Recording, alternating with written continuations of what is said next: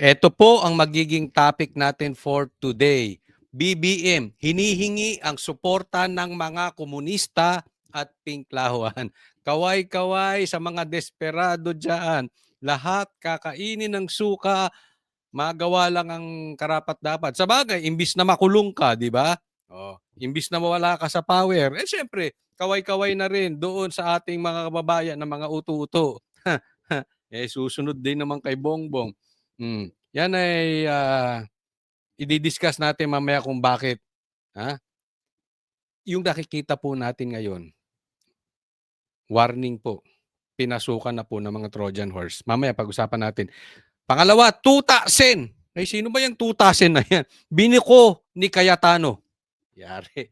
Sino ba? Pakilagay nyo lang agad dyan. Sino ba itong tutasin na to? Lagay nyo dyan sa comment section. Pangatlo, Kiko Barsaga at ang malalaswang pictures. Kalat na. Ay, nako. Gusto nyo makita yung malalaswang pictures? Mamaya. Alam nyo na, mga, pag, silipan dito, ganyan ang mga gawain ng mga Pilipino, okay? Ang mga magnanakaw pala, hindi lang mga Pilipino, mga magnanakaw. Okay, hindi na po natin pagtatagalin, pero bago tayo magsimula, ulit, yung aking paalala, pagpasok pa lang, sana i-like nyo po agad itong video na ito. At huwag pong kakalimutan, doon sa mga hindi pa po subscriber ng channel na ito, pakicheck po. Baka pwede pong konting lambing, mag-subscribe po kayo dito sa channel. Coach Oli po o Coach Oli News PH. Hindi na po natin pagtatagalin. Dediretso na po tayo agad-agad sa ating topic dahil kay Coach Oli, bida ang balita. Eto po, simulan po natin sa pinaka-weak na presidente. Ay, pinakamatalinong presidente. Pasok, Bongbong Marcos. Palaman ninyo yung sentimento, palaman ninyo kung paano nila kayo Ano ba? Nagkakandabulol ka na eh. Sige. sinaktan. Kung paano kayo ninakawan nitong Ay, sino? Una pa lang. Kung paano kayo sinaktan. Paano kayo ninakawan. Marcos, may kasabihan. Ang adik kamag-anak ng magnanakaw. Bakit? Coach naman, ano naman kinalaman ng magnanakaw sa adik? Siyempre, pag adik ka, mapupilitan ka magnakaw para masustain mo yung iyong kaadik, yung kababalaghan, di ba? Teka muna ha. Meron siya sinasabi, ito si Bongbong Marcos, suportado, di umano ni Bongbong Marcos ang mga rally. mga ito. Palaman ninyo sa kanila, sigawan ninyo, lahat, gawin ninyo, mag-demonstrate. Just keep it peaceful. Yun. Okay? Gawin nyo lahat. Sigawan ninyo. Basta, keep it peaceful. Kasi pag hindi peaceful, Kasi pagka hindi na peaceful, ay mahirap na yan. The police will have to do its duty to maintain peace and order. Ayan, tama naman yan. Tayo'y nananawagan na mag-aklas na ang Pilipino. Kahit dito sa Pilipinas at kahit sa mga OFW, kahit sa ibang bansa, tayo po ay mag-aklas, magtulong-tulong na po tayo. Tama yung sinasabi ni Bongbong Marcos. Ang problema sa sinasabi nitong Marcos na ito, nililigtas yung sarili. Yang mga magnanakaw na yan, Marcos, damay ka, hindi po pwedeng hindi ka damay dito. Pag lahat nanagot, except ikaw, lokohang investigasyon po yan. Imposibleng hindi ka involved dito. Ikaw ang pumirma eh. May insertions. Kaya nga napasukan ng katakot-takot na pondo yung DPWH kasi may insertion. Yun ang sinasabi natin, wag mo iligtas sarili mo. Ito style niya. Gawin nyo. Okay? Ito po yung patunay na sinasabi ko. Matagal na po na talaga merong hidwaan na talaga si Bongbong Marcos at si Tamba. So nangunguna na si Marcos. We will take this as in an offensive way. Sige, mag-rally kayo. Sigawan niyo yung magnanakaw na yon. So anong ibig niya sabihin doon? Read between the lines. Sila magnanakaw. Mag-rally kayo. Laban sa kanila. Sigawan niyo sila. Pero siya hindi. Ibig niya sabihin, naglilinis ng bangko ito. So okay yan. Basta gawin niyo peaceful. Pero, pag madadamay na si Marcos, Gasinong magpalagay sila diyan ng manggugulo. 'Di ba? So pag nanggulo, dahil ang pinupunto na ay Marcos, siya na ang tinutumbok ng rally, may manggugulo na diyan. So ano sabi niya? Huwag lang manggugulo kasi papasok ang mga pulis. Style po nila 'yan. Yan po ang kanilang script. So pag pumasok sila, hindi po pwede ang rallying against Marcos. Against Tamba lang. Idamay nyo pati si PRRD, basta ako hindi. Yan po ang ibig sabihin yan. At kaya nga sinasabi nila, ang script nito si Bongbong Marcos, magkagulo-gulo tayo. Kaya ako, in a way, hindi ako natutuwa doon sa ibang rally na kinabibilangan ng mga pinklawan tsaka mga komunista. Allergic ako. Sa totoo lang, allergic ako doon sa mga malalaking placard. Komunistang-komunista ang datingan, ha? Eh, aking opinion lang yan. Ang lalaki ng placard, tapos ang sisisihin si Duterte, tapos sisigaw ng Maki, baka, wag mata. Naku, halatang halata. So, yan ang style niyan. Akala mo concern si Marcos sa mga nagnanakaw? Hindi. Yung statement niyang yan ay patama para ipasa ang sisi lahat sa iba pero iligtas ang sarili. Yan po yan. But to show that you are enraged, to show that you are angry, to show that you are disappointed, to show that you want justice, to show that you want fairness, what's wrong with that? Diba? Ito papatunayan ko sa inyo, ha, na iba ang plano ni Marcos. Let's remember this.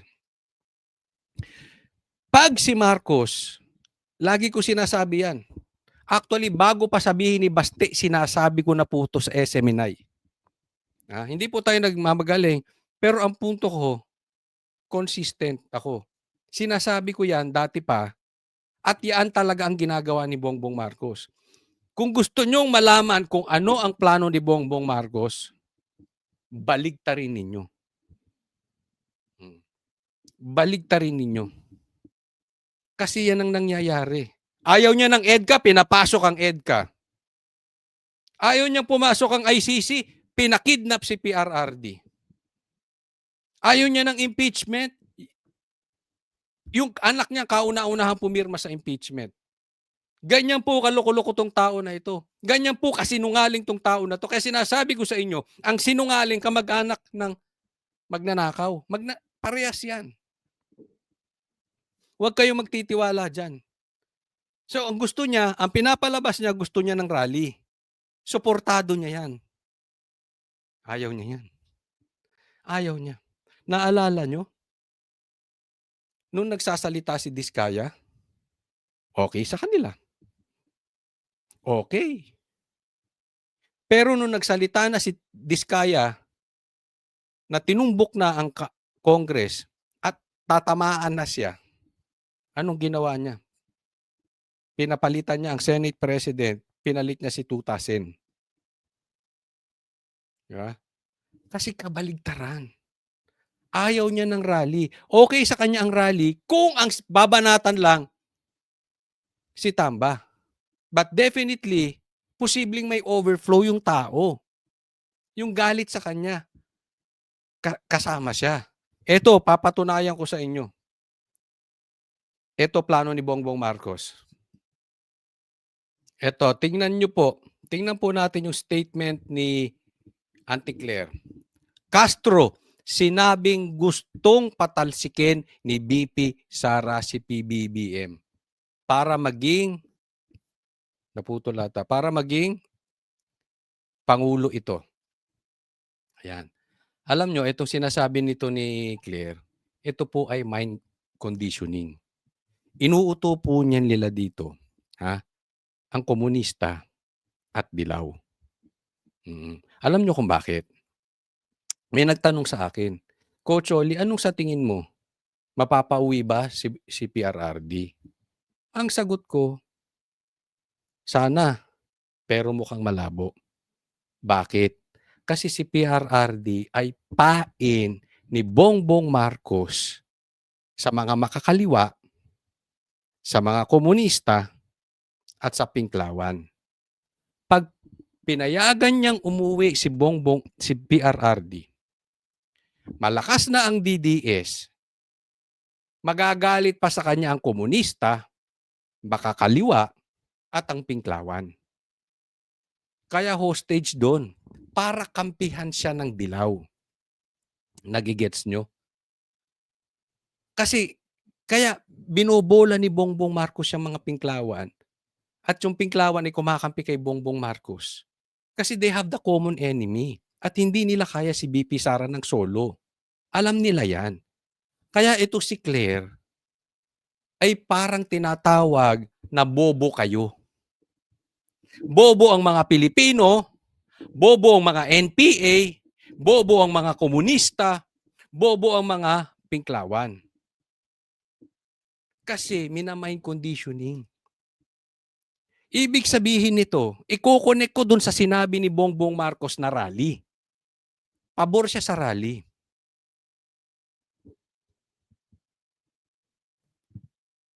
Teka, namatay ah. Balik tayo. Pabor si Bongbong sa rally, pero yung rally ninyo, i-focus ninyo sa mga congressman. I-focus ninyo doon sa mga taga-DPWH. I-focus nyo doon sa magnanakaw di umano ng kaban ng bayan.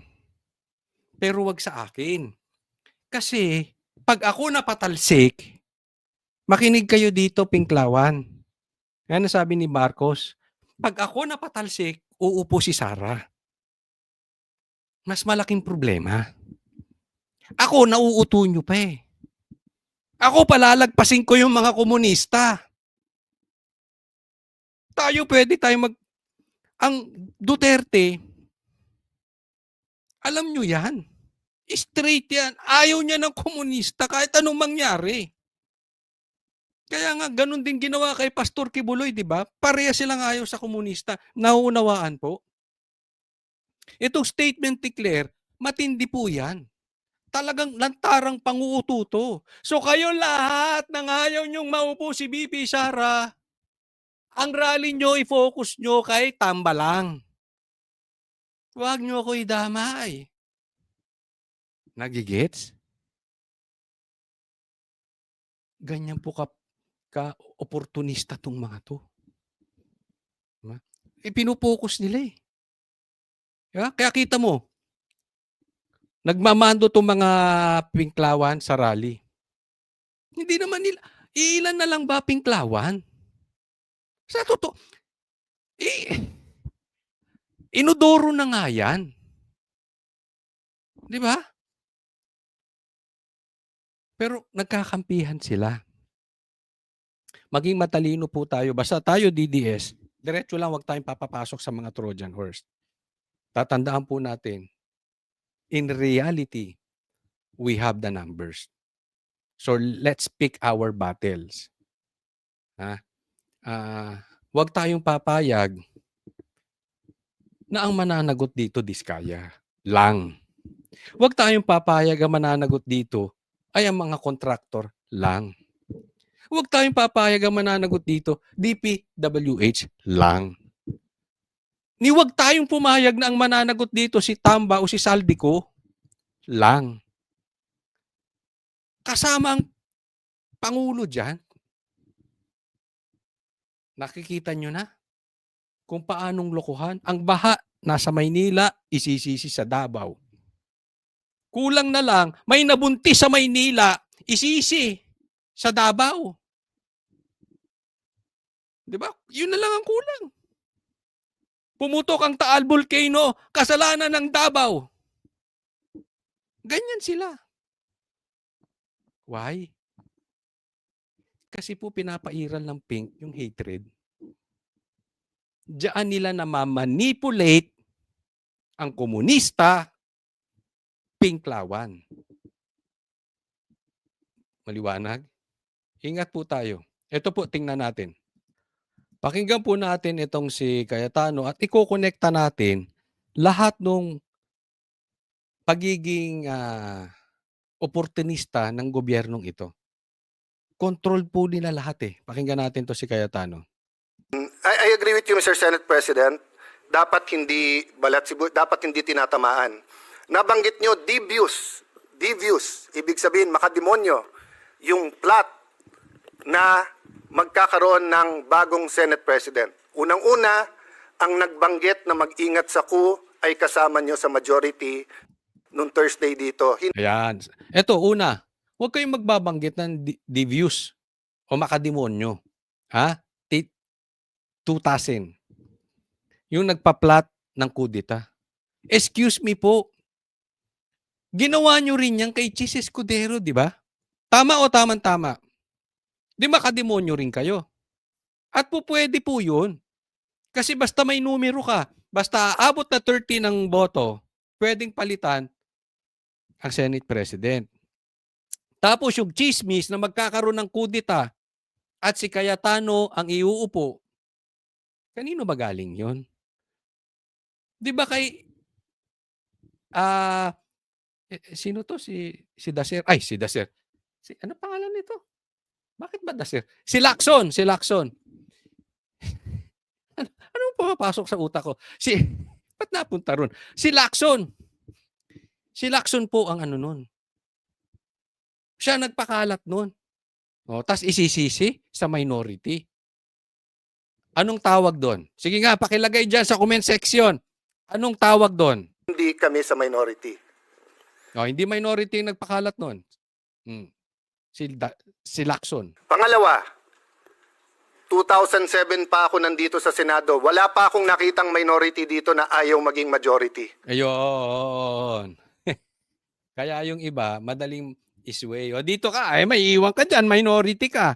Kaya ito naman, sila Bilyar, wala ding mga yagballs. Wala kayo talagang tayo, mga Bilyar. Aalis na ako rito sa bahay namin. Hindi. Ano to eh? Kasi ano to eh? Proyekto nila. Subdivision. Basta yon. Wala kayong mga yagballs.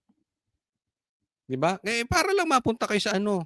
Yung mga pumirma dyan. Di ba iba alam na natin yun. Pero yung mga idyan. Si Coco Pimentel, tuwan-tuwa sa magiging minority, pero gusto niya maging majority at gusto niya maging Senate President. Sa 24 sa atin dito, baka si Lito Lapid lang ang ayaw maging Senate President. Ayun. Si Lito Lapid, ang ano nito, ang motto nito si Lito Lapid, less talk, less mistake. Akalain mo yun? Taas ang kamay ng bumoto kay Lito Lapid. Sige, sa mga nanonood sa akin. Bobo. Ba't yun naman binoto si Lito Lapid? Alam mo, may mga nagsasabi sa akin, mga kaibigan ko tumatalik ha. Alam mo, Coach Wally, maraming nagawa yan dito sa probinsya namin. Si Lito Lapid. Talagang ganyan lang yan. Pero matulungin yan. Di sana dyan sa probinsya nyo. Ba't siya nagsenador? Diba? Walang silbi eh. If you're a good basketball player, bakit ka mag-try out? Bakit ka papasok sa soccer? You are a misplaced talent. Wala kang silbi sa soccer. Di ba? Kung magaling kang basketball player, doon, marami kang magagawa. Sa totoo lang, walang silbi dito si ano. Sinayang niya. Kung matulungin pala siya sa probinsya, nag-governor siya ron, natulungan niya ng maayos. Tapos, yung posisyon niya dyan, at least nagagamit sa paggawa ng batas. But anyway, at least siya, ayaw, tawanan sila ate, ayaw ng Pero baka gusto mo rin. Pwede rin. So, 3 na lang kailangan natin, Supremo. 9 na kami, pang 10 ka, 3 na lang, 13, Supremo. Okay. What's my point, Mr. President? Hindi po kami ang nagsabing may plot. Yan. Alam mo, itong problema ni si Tito Soto, nagpa-interview to kay Christian Isguera. At ang dami mong pangit na sinabi. Halata, doon sa interview niya kay Christian Isguera, parang galit siya sa Senado. Dahil ba, nilalabas niya ang baho, ni Tamba at ni Saldico. Ako'y nagtatanong lang diyan, Tutasen. Kasi nagpa-interview ko diyan kay Christian. Alam mo meron akong mga kinausap na mga vloggers, 'di ko na sila babanggitin. Sabi ko, "Alam mo bilib din ako diyan kay Christian Esguerra, ha. Kahit, simple lang lakas ng views." Oo. Kasi although I don't, hindi ako bilib sa tayo niya kasi pabakla din. Pero mataas ang views sabi ko. Sabi nila, "Paano hindi tataas ang views niyan, ang ini-interview mga sikat." 'Di ba? Oh, alisan mo ng interview 'yan. Tingnan mo kung kaya mag-explain 'yan. But anyway, ako hindi 'yun ang tinitingnan ko. Wala namang issue sa akin kung magaling siya or hindi. Ang issue sa akin, successful siya dun sa ginagawa niya. So, so be it. Pero hindi ko gusto yung tayo niya. But anyway, nagpa-interview 'to kay ni-interview si Tito Sotto, hindi magaganda yung mga binitawan niya. At ito'y halatang-halata na meron silang tinatago, 'di ba? Hindi nila mapalabas si Saldico, hindi nila mapalabas si Tambi, iniiwasan yung patungkol dun. Tapos, ito'y aking opinyon. Hindi lang siya tuta ni Tambi. Magalit na yung maka-TVJ dito, Sa totoo lang tayo, may mga kaibigan din akong pabor sa TVJ, pero ngayon galit na. Ha? Bakit? Tutang-tuta. Connect lahat. Alam mo 'tong nangyayari ngayon, nililigtas nila yung sarili nila. Yung ginawa ni Tito Sotto, nililigtas niya rin si Bongbong Marcos. Nakikita niyo na kung paano mina-manipulate ni Bongbong Marcos ang sitwasyon para lang manatili siyang malinis. Ito rin, tingnan po natin. Okay, tingnan po naman natin ito. Ito ay may kumakalat na malaswang litrato. At andi dito po si Kiko Barsaga. Okay, so tingnan po natin kung paano minamanduhan ng kampo ni Bongbong Marcos. Pinakita natin kanina. Ngayon naman papakita natin kung paano minamanduhan ng kampo ni Tambi itong mga nagsasabi ng naglalabas ng baho o pagnanakaw ng gobyerno. Lalagyan niya ng pera yung di ba? I know he is not well. Ano kaya ibig sabihin niya? I know he is not well. Ano ibig sabihin? Siraulo siya, may tama, may sakit. Hindi ko maintindihan kung anong konteksto nito, Pakilagay niyo na lang diyan sa comment section. Anong ibig sabihin nitong si Puno? Kasi para sa akin, biglang pumasok ito nung 20th Congress, Napakaiyakin. Napakaiyakin. Tingnan natin kung ano sasabihin niya.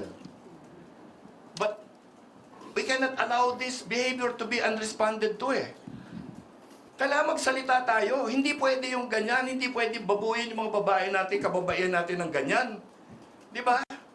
We live in a decent society. Ayan, yung mga litrato, po-forward ko na. Ayan, kalat na yan kasi pinakalat ni Puno. We're trying to develop good moral character in our children. This is not helping. And he is a congressman.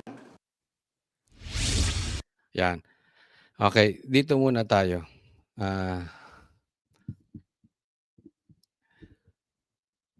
Bakit bigla ninyong pinuna yung litrato? Diba? Ako hindi ko alam kung kailan pa yung litrato na ito, kung bago lang ba yan, o hinukay.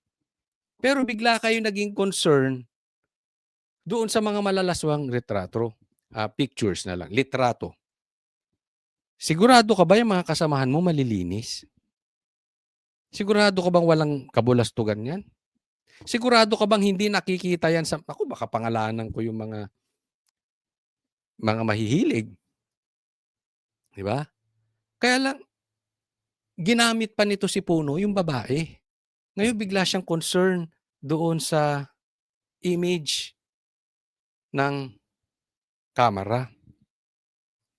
Akalain mo, ang nag-insert, ang sakit, Di ba?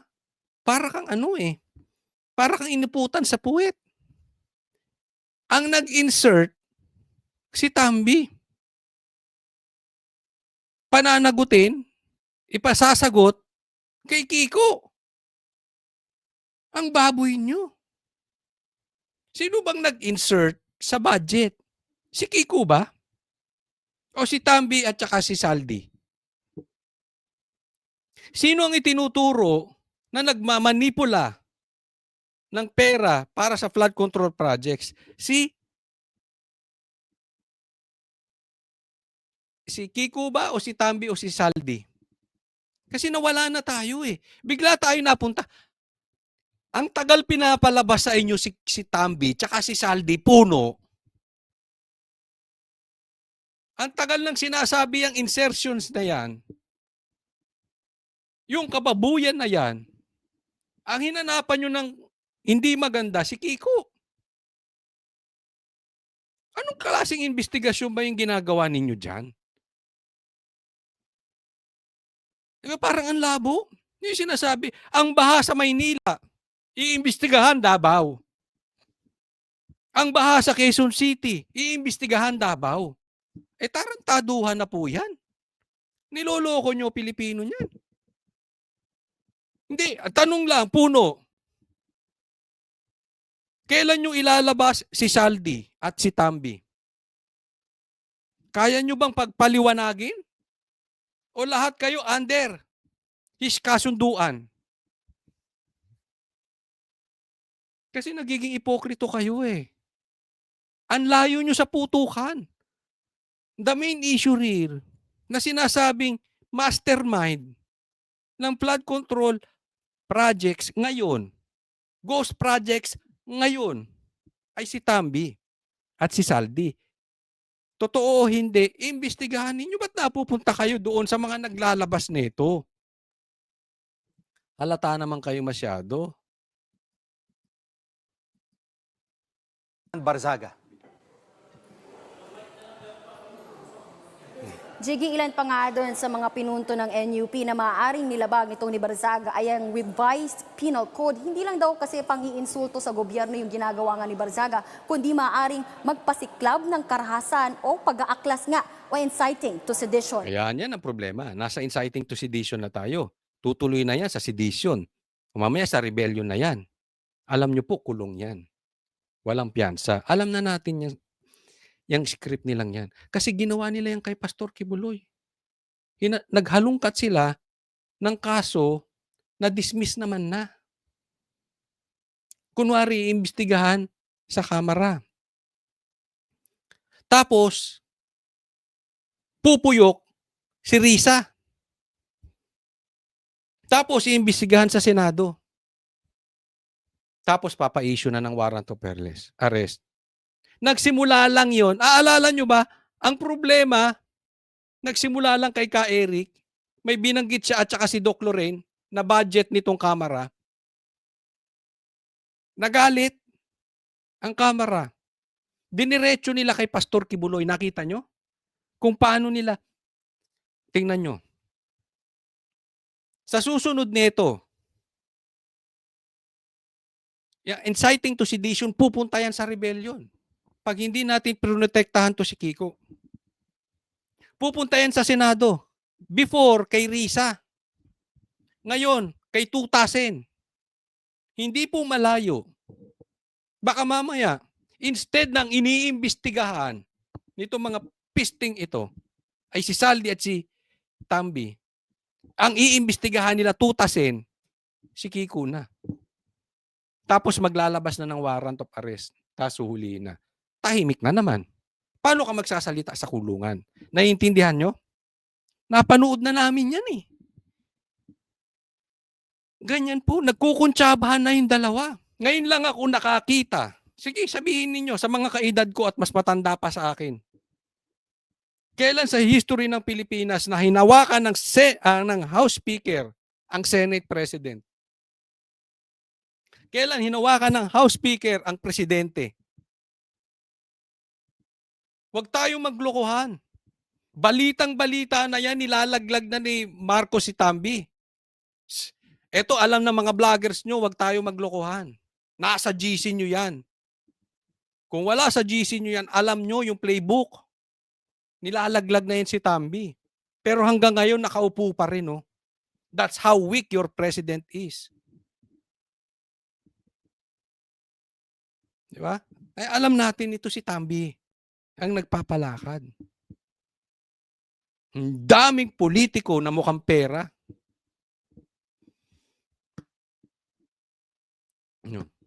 Mamaya inciting to sedition na naman.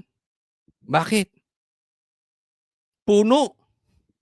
Pati nga si Marcos sinasabi pwedeng mag-rally. May sinabi ba siyang manakit kayo?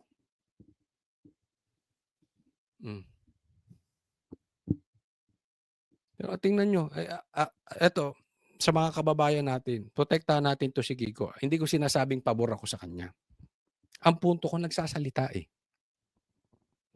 Diba? At maraming alam to, maglalabas daw siyang ebidensya. So, bago pag ganunin ng kampo ni Tambi, hindi ibig sabihin yariin yung bibig, patahimikin yung bibig. Mag-ingay na po tayo. Wala po akong sinasabing mananakit. Puno. Sinasabi ko lang yung sinabi ni Bongbong Marcos mag-rally. Kaya lang, wala din. Diba? Lakas talaga niya, no? Alam mo yung sitwasyon ng Pilipinas ngayon?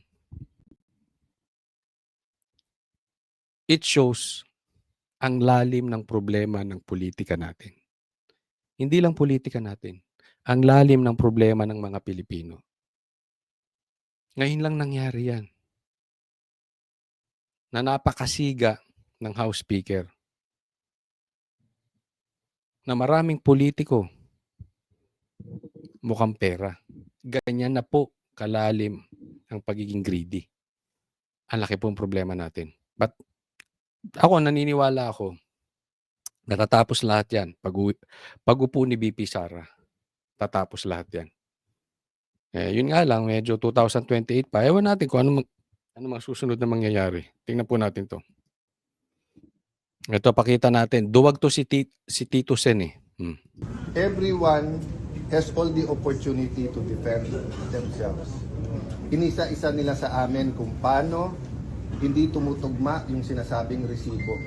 May ghost projects, may ghost din na resibo. Halimbawa, kay Senator... Pero hindi lang may ghost projects, may ghost na resibo, may ghost congressman pa. May ghost speaker na. Alam mo, balita ko? Ha? Dumadami na po ang mawi-wheelchair. Bakit? Marami na daw lumabas ng bansa. Naku, huwag tayo mag-anuhan. Yung mga vlogger ni Tambi, alam nyo yan? Marami na daw di umanong naglabasan ng bansa.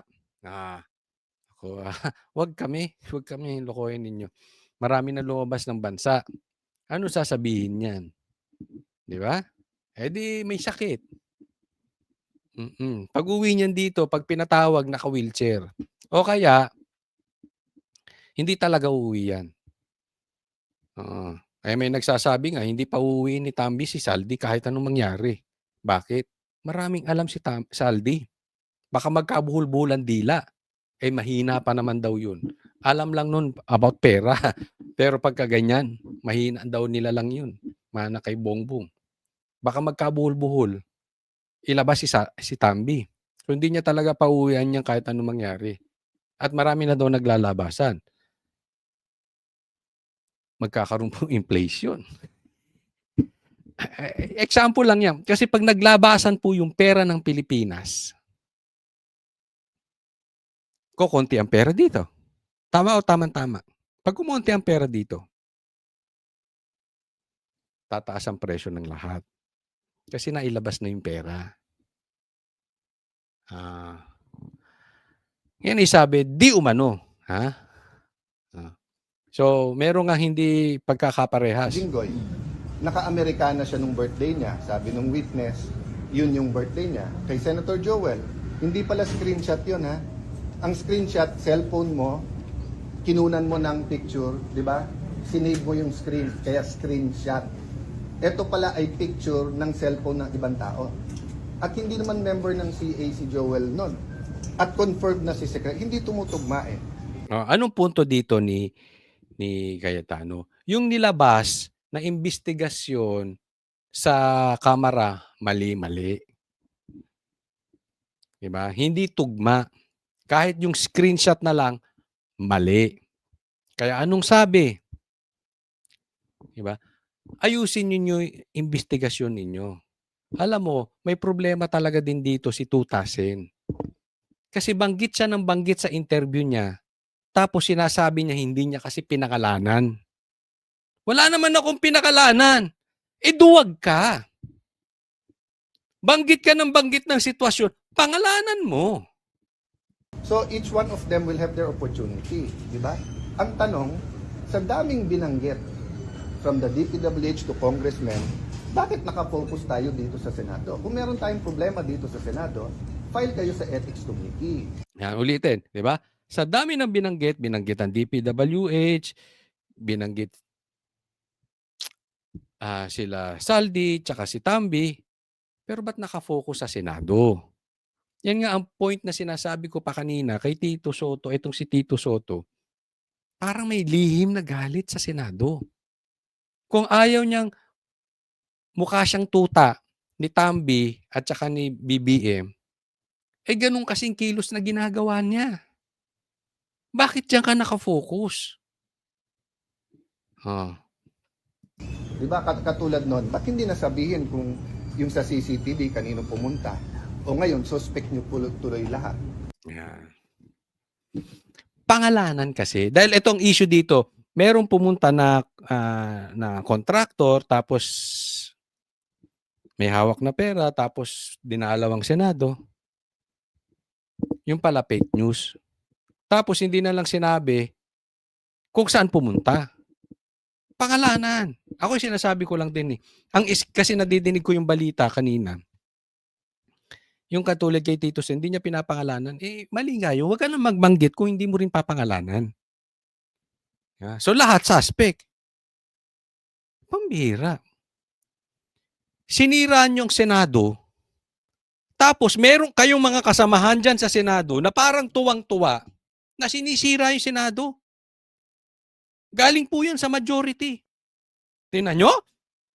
May pumunta rito? Yan ang iimbestigahan? Bakit minority? Ang galit. Sinisira dito Senado eh.